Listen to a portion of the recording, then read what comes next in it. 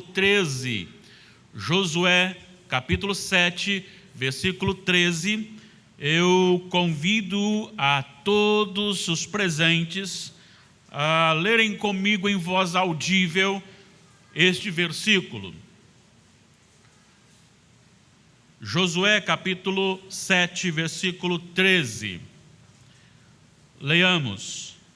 Dispõe-te, santifica o povo e dize: santificai-vos para amanhã, porque assim diz o Senhor, Deus de Israel: há coisas condenadas no vosso meio, ó Israel.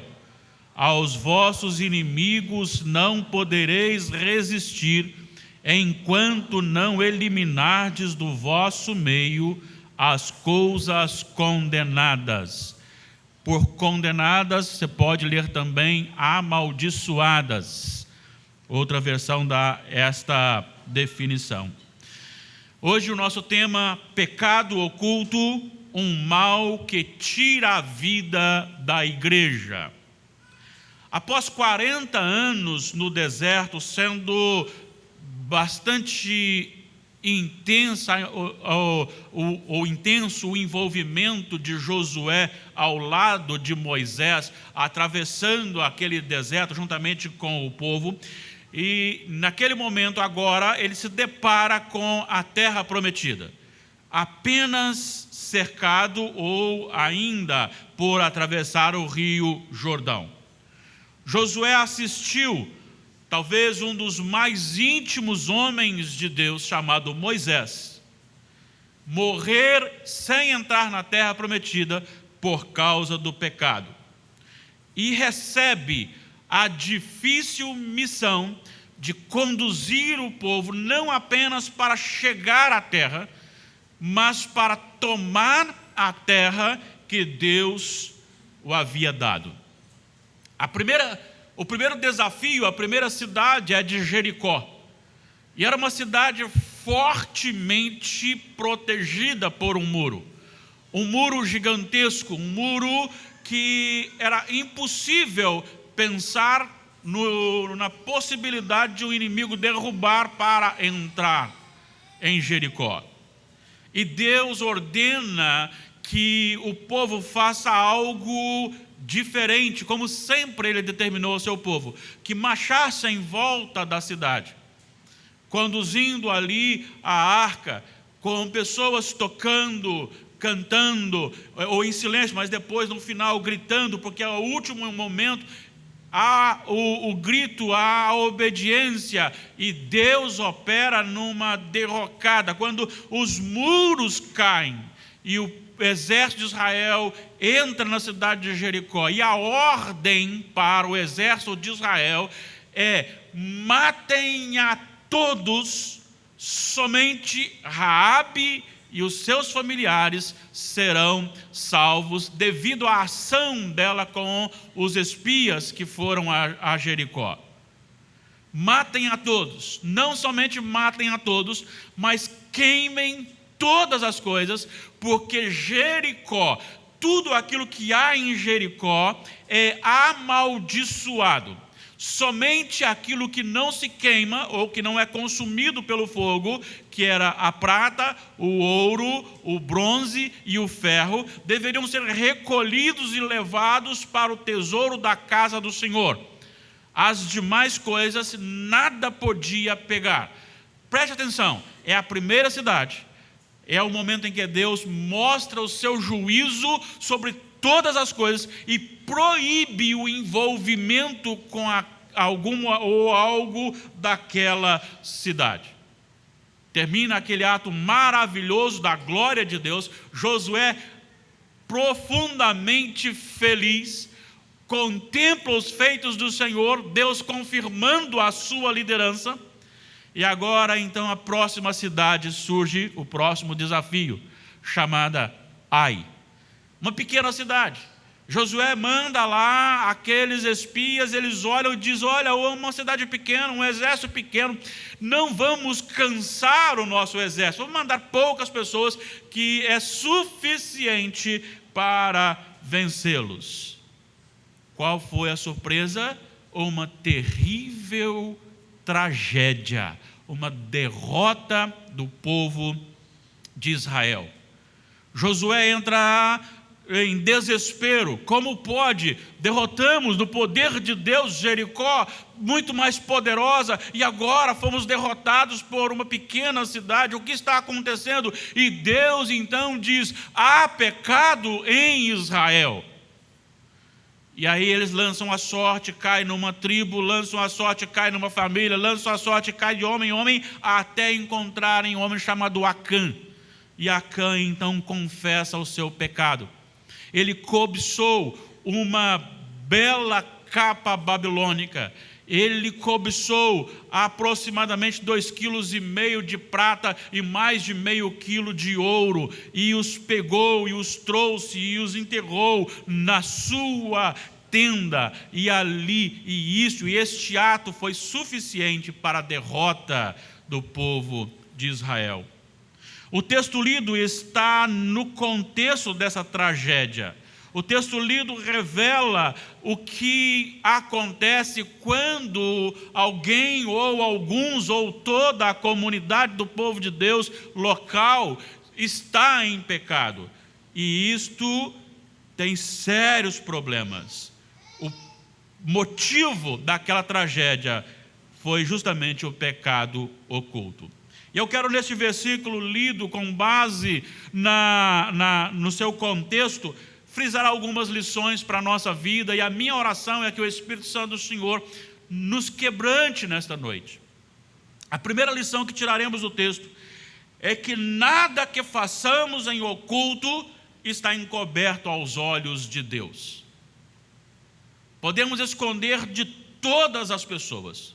Podemos não contar para o nosso cônjuge, não contar para os nossos filhos, não contar para os nossos pais, não contar para os nossos amigos. Pode ser um pecado meu, comigo mesmo, diante de algo que só eu fiquei sabendo. Ainda assim, Deus sabe, Deus vê e Deus cobra. Aqui nós encontramos algo muito parecido com o Salmo 139. Os versículos 1 a 6 diz que Deus é onisciente. A palavra me não chegou à língua e tu, Senhor, já a conheces toda. Tu penetras os meus pensamentos de longe. Tu conheces o meu levantar e o meu deitar, o meu assentar. Tu sabes todas as coisas, todos os meus dias, toda a minha vida. Tu sabes todos os meus pensamentos. Tu sabes todas as minhas palavras. Tu sabes todas as minhas ações. Tu sabes todas as coisas. E Deus sabe o pecado que você oculta neste momento diante dele. Pior, Ele não só sabe o nosso pecado, mas Ele estava presente e está presente no momento que nós cometemos o pecado. Os versículos 7 a 12 do Salmo 139. Para onde fugirei da tua face? Se subo aos céus, lá estás. Se faço a minha cama no mais profundo abismo, lá estás também. Se tomo as asas da alvorada e me detenho no confim dos mares, ainda lá me haverá de guiar a tua mão. Se digo, vou me esconder nas trevas, as trevas deixam de ser trevas quando a luz chega, porque Deus é a luz e as trevas não resistem. Deus conhece tudo e Ele está presente em todo lugar. Assim, aquele pecado que eu cometo escondido das pessoas, eu estou cometendo não só na consciência de Deus, mas estou cometendo também na presença de Deus. Em João capítulo 21, versículo 17, quando por 3 vezes o Senhor Jesus, depois de ser ressuscitado, interroga a Pedro: Pedro, tu me amas? E ali a palavra é o amor, a ágape, é o amor verdadeiro. E Pedro agora responde para Jesus num outro termo, como se falando assim: olha, eu gosto do Senhor, eu não amo como achei que amava. Como ele tinha falado antes: irei contigo até a morte. Depois da experiência, ele disse: não, eu não sou quem eu pensava, eu sou pecador. E agora ele diz: eu não amo como deveria amar. E Jesus pergunta de novo, mas no versículo 17, Pedro responde a Jesus assim: tu sabes todas as coisas, tu sabes que eu só gosto do Senhor, tu sabes todas as coisas. Isso é preocupante para um coração pecaminoso, porque nós estamos, quando cometemos pecado, fazendo na presença daquele que tem a autoridade de julgar com justiça e de matar e colocar a alma na perdição eterna. Por isso, não tem como esconder, Deus sabe tudo sobre nós. Nada que façamos em oculto está encoberto aos olhos de Deus. Deus sabe o íntimo do seu coração. Ele sabe os seus pecados ocultos. Isso, aquilo que você fez ou faz, Deus sabe, Deus viu, Deus vê. Não adianta querer esconder. Deus sonda os corações. Deus sonda os corações. O Salmo 139, no versículo 23, diz: tu me sondas e me conheces. Versículo 23 não, aí estava orando, tu me sondas e me conheces, é ainda nos primeiros versículos. Lá no final ele sonda o meu coração, conhece o meu caminho. O Senhor é aquele que penetra. O Senhor sabe o que você vai pensar amanhã. Então o Senhor sabe o que está passando no seu coração neste momento. O Senhor sabe o grau da sua religiosidade. Ele sabe o grau da sua espiritualidade. Ele conhece o meu coração. Ele sabe o que está acontecendo na minha vida. Não adianta eu vir aqui e mostrar como se fosse um homem de oração, como se fosse um excelente esposo, como se fosse um homem espiritual, e na realidade não ser no oculto, porque Deus conhece a realidade do meu ser. Por isso, cuidado com aquele pecado que você cometeu ou comete ocultamente. Não está oculto para com o Senhor. Olha o que Deus disse para Josué: há pecado em Israel. Eu sei, eu estava lá, eu vi e sei onde está. Segunda lição: o pecado oculto estanca as bênçãos de Deus na vida da igreja. O pecado oculto estanca as bênçãos de Deus na vida da igreja. Olha o que ele diz aqui. Ele diz: há coisas condenadas no vosso meio, ó Israel, aos vossos inimigos não podereis resistir. Eu não abrirei a porta da vitória sobre vocês enquanto não houver confissão. O pecado de vocês barra a vitória que eu posso lhe dar. Jericó, vocês não venceram, foi eu que venci por vocês. Então, se vocês estão agindo no pecado oculto, eu fecharei as portas. E isto muito me preocupa, porque olhando para as Sagradas Escrituras, eu vejo um Moisés, um homem íntimo de Deus, que perdeu a maior bênção que ele poderia ter, que é a consumação de todo aquele trajeto com o povo, adentrar com o povo a terra prometida, por causa do seu pecado. Eli e os seus 2 filhos morreram por causa do pecado. Coré, Datã e Abirão foram engolidos vivos pela terra por causa do seu pecado. Arão e Miriam se revoltaram contra Moisés e pecaram contra o Senhor. Miriam se tornou leprosa por causa do seu pecado. Davi pecou e sofreu muito por causa disso. O seu filho, o filho do pecado, foi morto. Depois a família se levantou contra ele. Depois a enfermidade tomou conta do seu coração. Por isso ele diz o Salmo 32, dizendo abertamente: olha o que aconteceu na minha vida. Olha o Salmo 32, olha o que aconteceu na minha vida. Enquanto eu ocultei, enquanto eu pequei, guardei o pecado, envelheceram os meus ossos pelos meus constantes gemidos todo dia. A dor, a enfermidade invadiu o seu corpo, o problema, as dificuldades invadiram a sua família, os problemas, as dificuldades invadiram o seu reino por causa do pecado. Será que a Igreja Presbiteriana de Nova Brasília não passa por um momento em que Deus está fechando a porta para bênçãos de multiplicação, de conversão de almas, de avivamento por causa de pecados ocultos? Será que não é momento do pastor começar a pensar sobre isso, os presbíteros começarem a pensar sobre isso, cada membro de per si começar a pensar sobre isso e clamar ao Senhor: sonda-me, ó Deus, e conhece o meu coração, prova-me e conhece os meus pensamentos, vê se há em mim algum caminho mau e guia-me pelo caminho eterno. Salmo 139, 23 e 24. Será que não é momento da gente pensar sobre isso? Lembre-se, aquilo que nós fazemos não tem valor nenhum para a nossa espiritualidade. Estar no templo, estar ali, aqui, fazendo coisas, isso não quer dizer que sou um espiritual. O espiritual é aquele que está na presença de Deus. O espiritual é aquele que ama a Deus. O espiritual é aquele que se detém no caminho do Senhor, é aquele que ama a lei do Senhor, é aquele que medita na lei do Senhor. O espiritual é aquele que oferece ao Senhor a sua própria vida como um sacrifício vivo, santo e agradável a Deus.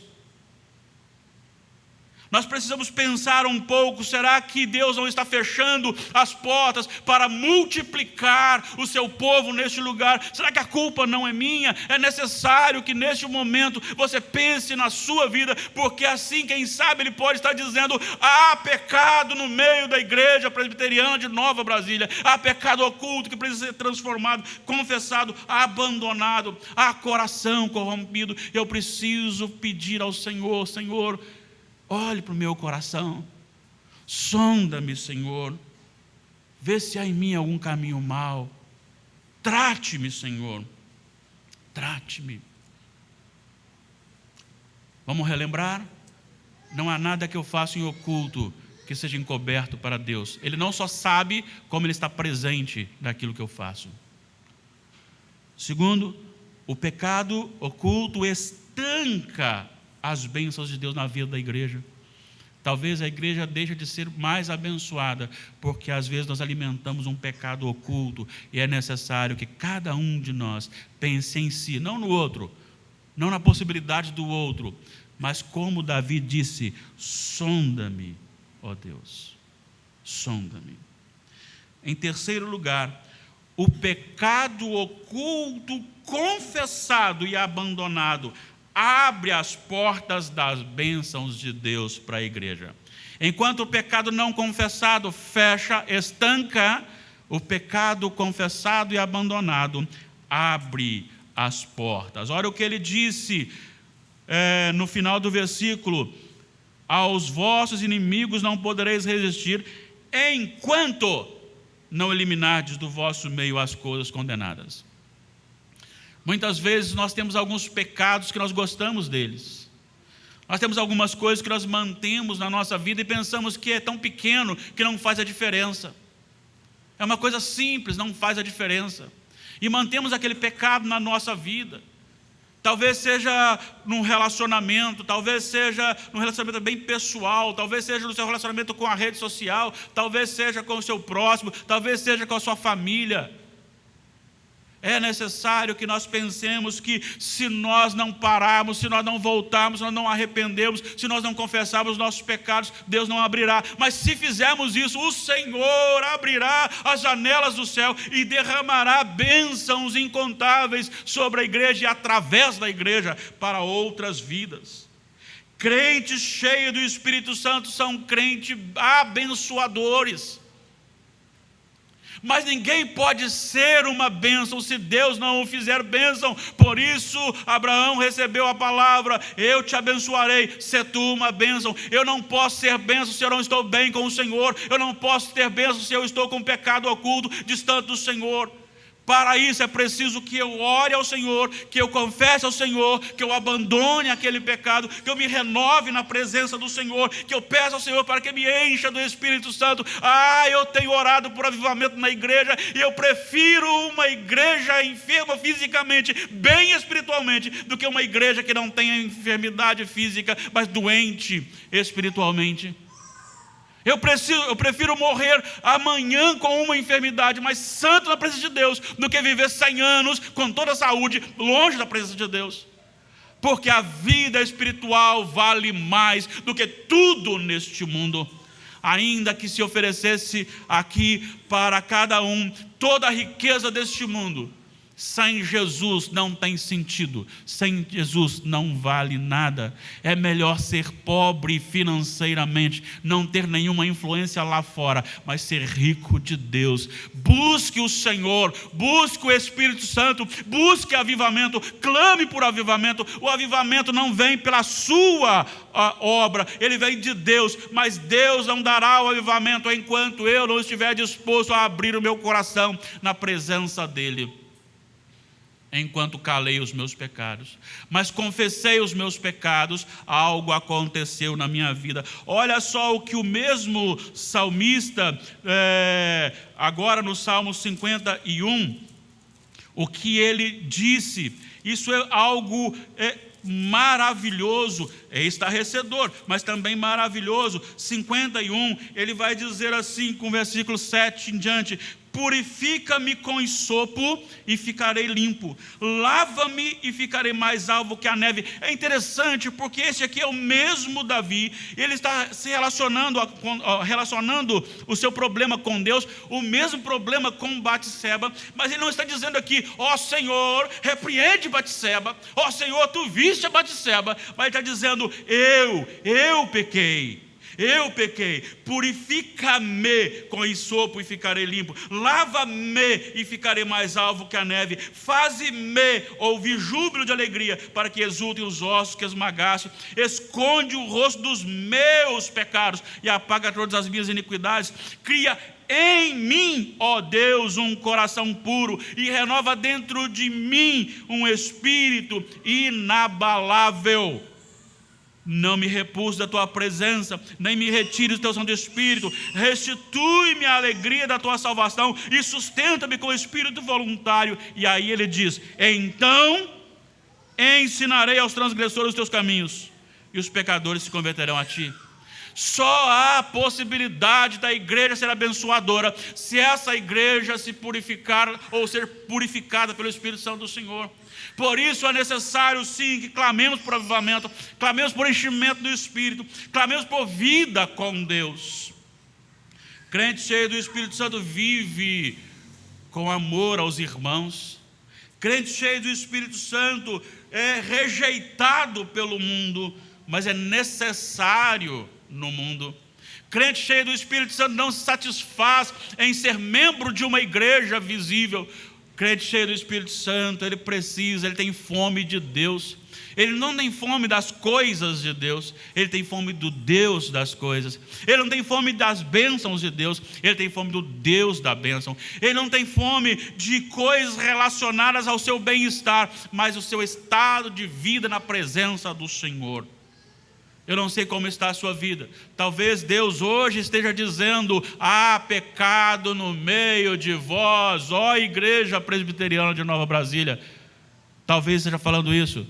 E talvez agora o Espírito Santo, não da mesma forma que foi feito no tempo de Josué, mas o Espírito Santo, ele próprio já colocou no seu coração e no meu coração. E se ainda não colocou, clamemos para que, se for no meu coração, que isso seja resolvido.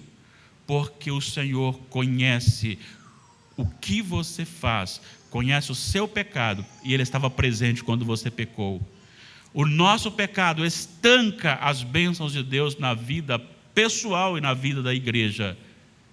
Mas quando nós confessamos e deixamos, a bênção do Senhor misericordiosamente, graciosamente, ela inunda a igreja. Eu concluo então, refazendo algumas coisas. O pecado é um mal que estanca os canais de bênçãos e vedam a igreja da bênção de Deus. Eu estou falando de bênção de Deus, não estou falando de ajuntamento. Eu não estou falando de prazer de estar junto. Eu estou dizendo de bênção de Deus, estar junto com o Senhor. Deus não só sabe quando pecamos, mas está presente junto a nós no momento terrível, triste de tais práticas. Ainda há tempo.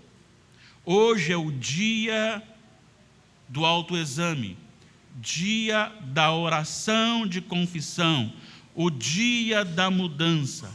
Quem sabe o Senhor não mudará a partir de agora o nosso coração, o nosso caminho, o caminho da igreja.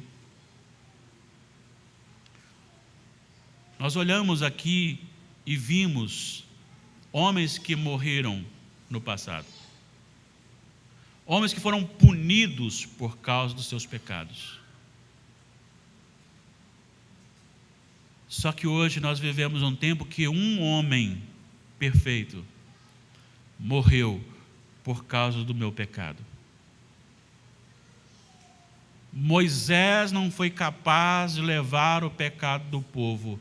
Não só o povo se perdeu no deserto, como o próprio Moisés, mas Jesus é aquele que é eficiente, que é eficaz, para que todo aquele que nele crê tenha a vida eterna. É necessário confessar os nossos pecados.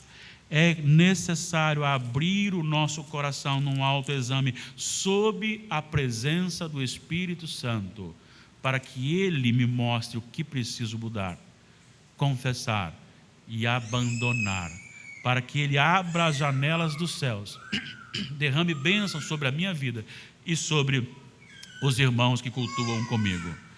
Por isso, o Senhor Jesus nos convida: vinde a mim, todos os que estáis cansados e sobrecarregados, e eu vos aliviarei. Tomai sobre vós o meu jugo e aprendei de mim, porque sou manso e humilde de coração, e achareis descanso para a vossa alma, porque o meu jugo é suave, o meu fardo é leve. Vinde a mim, tomai sobre vós. Vinde a mim, tomai sobre vós. Jesus hoje está oferecendo a você e a mim a bênção da confissão e o abandono do pecado, e lançar nele este meu pecado oculto que tem transtornado a minha vida, a minha família e, quem sabe, a vida da igreja. O pecado oculto, sim, ele impede as bênçãos de Deus. Ele tira a vida da igreja. Tira a vida da igreja. O hino 67